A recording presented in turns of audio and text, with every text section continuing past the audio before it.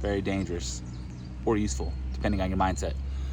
Hello world, Will White here, Pike Antler Survival School. I want to show you this plant real quick, Jimson weed.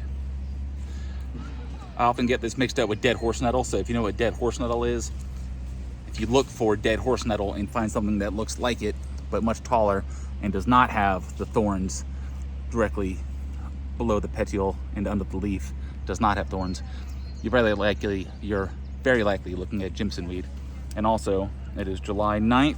This is what you want to look for if you plan on making some very potent hallucinogenic drugs from. Be warned, there's bans on this, even like harvesting it at all. In Australia, there were too many medical reports of young people making drugs out of this, not knowing how to dose it properly, and literally going bonkers or almost overdosing. Like literally going insane. Like, bye-bye, you're going to the insane asylum. You're gonna live there now because you are no longer sane. Let's just show you real quick some features. If you know anything about poison hemlock, this kind of does look a little bit like poison hemlock. Purple and blotchy, smooth stalk.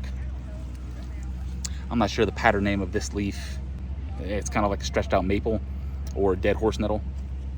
But the big giveaway is this big pod with extremely stiff and strong spikes on it. Like that's, I mean, there's like no give to this. Yeah, they just break off. They're pretty stout, and that's where the drug is mostly derived from, is the seeds inside of these pods. And each one can have, I don't know, 500 to 600 seeds in it, and that's where you get your drugs from. So if you're into that stuff, now you know one more plant, but I will warn you, very potent, dangerous. I have not experimented with it. And for you that are in survival, you may be thinking, dude, this is useless. Nonsense. If I've been lost in the woods for a month and I found a bottle of whiskey, I'll be excited. I'm not big on whiskey, but it'd be nice to take a little mental break here and there from the stress of being in a survival situation. So if you know how to harvest this and make a good drug out of it, it's kind of like going on a journey while you're lost in the woods. Just a momentary break.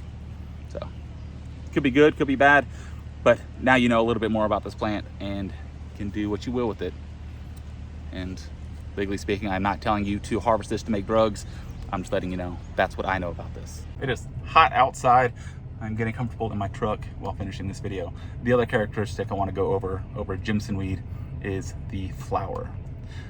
So I'll let you kind of study it. Long, slender, before it sprouts. All right, before it's full blossom, this is what it looks like. The sepal, which is pretty much the bottom casing of the flower, you can see just about the same amount of the sepal as you can of the actual flower. So that's another key identifier. Again, it's July 9th, 2024.